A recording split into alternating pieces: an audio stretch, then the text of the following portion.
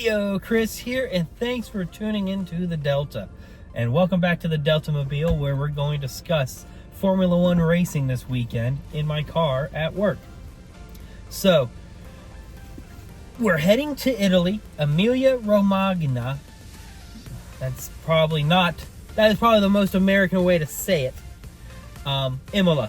We're racing in Imola, and I'm excited. I really enjoy the European tracks. Europe knows how to do racing, and when we get races in Europe, always worth a watch in that retrospect.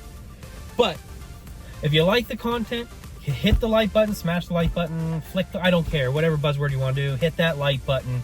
And if you really enjoy the content, consider subscribing. It helps the channel out a lot. But let's just get right into the top 5 things that we should be looking forward to in Imola. Number 5, the upgrades.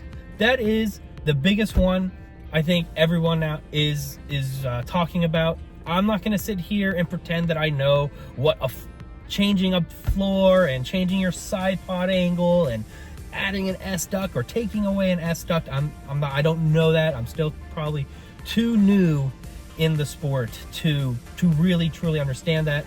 I'll link in the description a video from a channel called F1 Unchained. He does an excellent job explaining all that. There's plenty of other videos out there as well, so I would just be beating a dead horse even if I were to pretend to talk to you about all the airflows and stuff like that. It's really interesting, just not my cup of tea, or at least not in my scope of knowledge that I would feel confident telling you about. But when you hear upgrades, you assume that a car is going to get better, so that is what we're going to talk about when it comes to the upgrades. First, we'll start off with Mercedes. Mercedes, I think, is coming in and with upgrades that I think are going to put their car in a place where they want it to be at the start of the season. I don't necessarily think that all of a sudden they're going to be up for like a championship contention and battling Ferrari and McLaren. But I do think they will be better. I think that once you get those upgrades on that Mercedes, they said something about, that these upgrades are going to help mitigate all the issues they've had since the beginning of the season. Well, you were obviously wanting to start a season without those issues, but that's how they started their season. So their upgrades are going to put their car in a position to just be a better performing car in general. Maybe that will pay some dividends. Maybe we'll see old Lewis Hamilton there on a podium here in the future, maybe even this race. But I wouldn't sit there and say these upgrades are now going to make Mercedes a top competitor. It's just going to make them more enjoyable to watch because they'll be the Mercedes team that we all know well and like to root for, unless you're not a Mercedes fan. But then you also have Ferrari, who I think are bringing in the most substantial upgrades to their car because they came into the season with a good car. They came into the season with the second best car, in my opinion, and McLaren slowly chipped away at that second best car title, let's say. And when they brought their upgrades to Miami, clearly McLaren was the better car compared to Ferrari. So with these upgrades, like I said, there's all kinds of things they're doing. They added like this cool little thing that looks like a copperhead or a cobra snake there on the side. That's gonna add some sort of aerodynamic. They changed their floor. The side pods are gonna be different, which I will say in the beginning of the season, before the season even started, I did find it interesting that they went with similar side pods to last year when everyone else went with these newer, more unique looking side pods, and it looks like that they kind of adopted that for this upgrade as well. Does that mean they're going to win? I'm not sure, because Red Bull's also bringing in their upgrades. And are these upgrades going to be even good enough to overtake McLaren? I mean, that's what we have to find out in this race. But Fred Vasseur says that they assume that there's about 3 to 4 tenths of a second to gain with these upgrades. And that might not sound like a lot, but if you can use those tenths to stay within a close gap to a McLaren or a Red Bull, let's say, then maybe you can utilize that DRS to your advantage instead of just letting them gain 1 second on you in the first couple laps, and then you're just, you know, in a parade essentially for the rest of the race.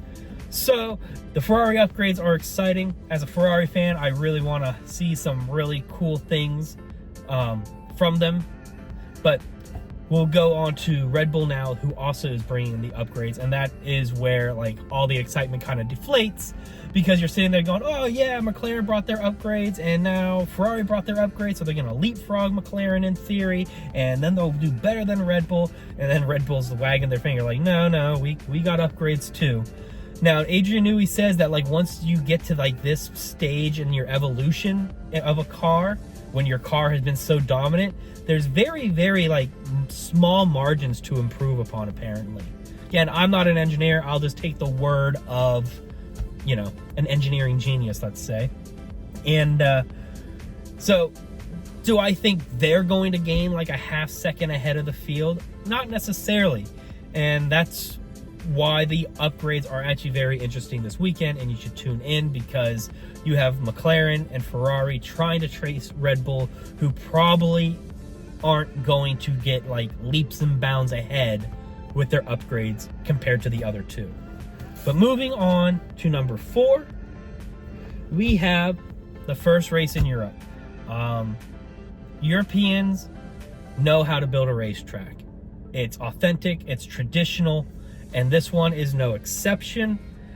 It has fast, long straights. It has fast corners. It has slow corners. It has a hairpin in there. Well, kind of a hairpin. It's pretty sharp turn. Yeah, it's super exciting to go to Europe, because when I think of racing and I think of a racetrack or circuit, like it just feels like the European tracks are like what I envision in my head.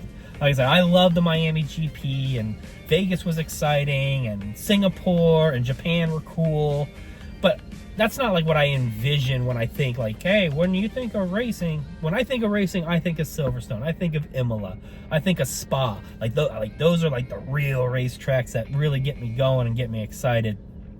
So we're in Europe for the first time this season, and I think we should all get excited for a real, authentic, traditional racetrack that will offer real, traditional, and authentic racing. But we'll move now on to number 3. Because we're in Italy, we are essentially at a Ferrari home race. Because they're there, I do expect Ferrari to perform well.